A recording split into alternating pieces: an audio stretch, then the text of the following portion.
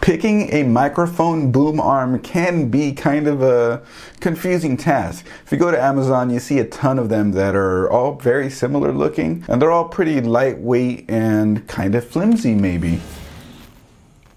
Tonor reached out and sent over a microphone boom arm that is built a lot stronger than those ones that you see, those $8, $9, $10, $12 cheapies. And here's the advantage. It's way stronger, it can hold heavier microphones, and it's supposedly built a lot better. So let's unbox it, check it out. My name is Chris, this is Coalition Gaming, and today I'll be your computer technician. Real quick, if you're new around here and you like PC gaming, hardware, tech, news stuff, reviews, streaming related content, all that is stuff that we cover. And again, if you like that, make sure you hit that subscribe button so you don't miss an upload. Click that like button while you're down there. Anyways, let's get to the video. So this is what Tonor sent over, and I've only opened it to make sure that there is stuff inside the box.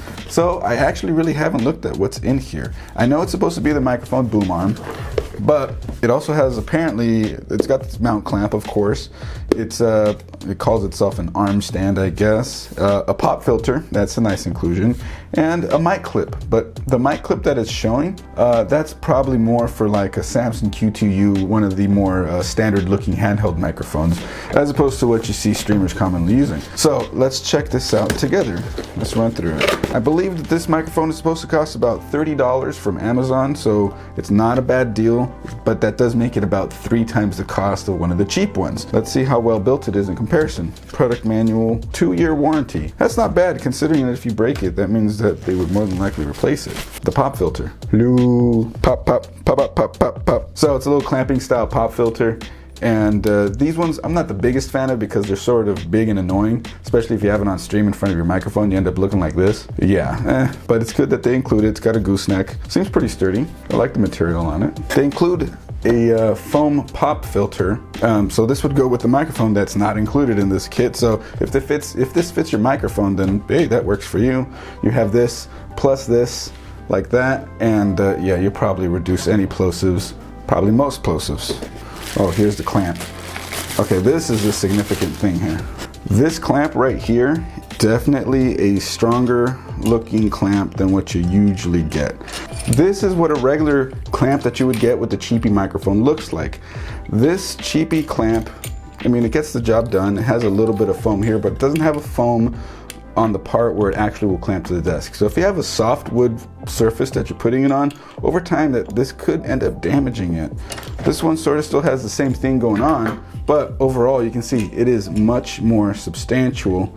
And I see that in some of the advertising on it, it has this longer piece that hangs out, and this is supposedly for hanging your headphones on if it's mounted under your desk. We'll show you guys that in a little bit here. Same size as the cheapy one, like the little clamping deal, but you do get more surface area to grip from the top side. So I mean, it makes sense for something that's supposed to be heavier, heavy duty, but I do like that it's kind of a multi-function arm clamp. Wire management, Velcro straps. So if you run your cables up and down the arms, then you can use these Velcro straps that they include to tidy them up a little bit. Here's that mic clip that it mentioned.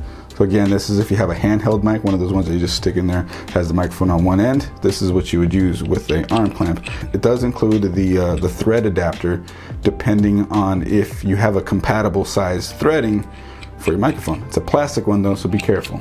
All right, now let's get to it. Okay, that's good. Metal thread adapter. Caution, spring loaded. Yeah.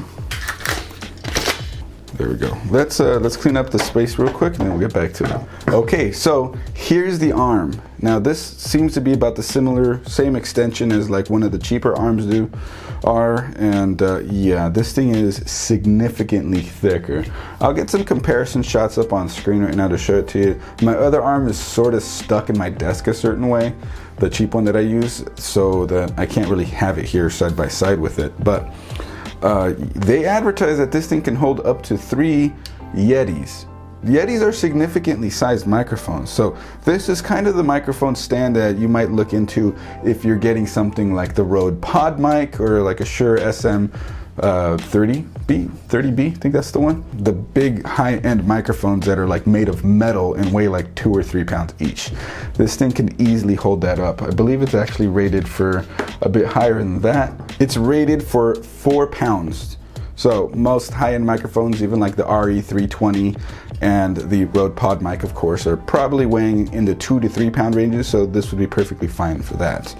I like that it's the double springs here. I know that the other one that I have is double springs, but it's only one arm. I'm looking at it right there. That's why I keep looking over to it. It's the same, it's similar style, 2 arms on the top. These ones are just significantly thicker, but where the other arm would be 2 arms down the side, this one has a 3rd arm and the springs lie within the middle of them as opposed to the outside of them like you see on the cheaper ones. Anyways, let's clamp this to my desk and see how it actually works with stuff hanging on it.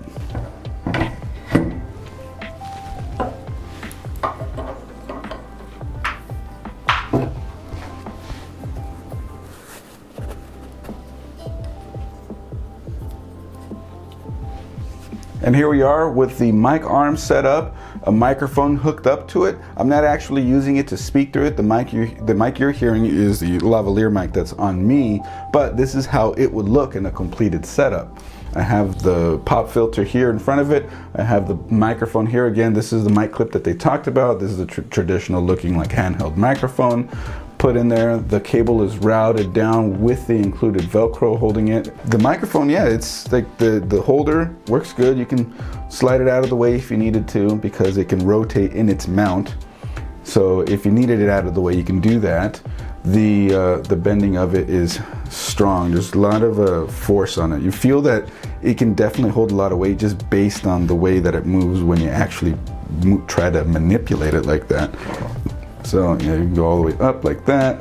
Obviously, you're gonna need to make microphone adjustments whenever you do things like that because yeah, that's how it's gonna be. But yeah, as you can see, this is how the mic would be if you're gonna be using it to stream to do videos from, podcasts, or videos like this, YouTube, anything like that. So yeah, it's feels like it's a pretty solid thing.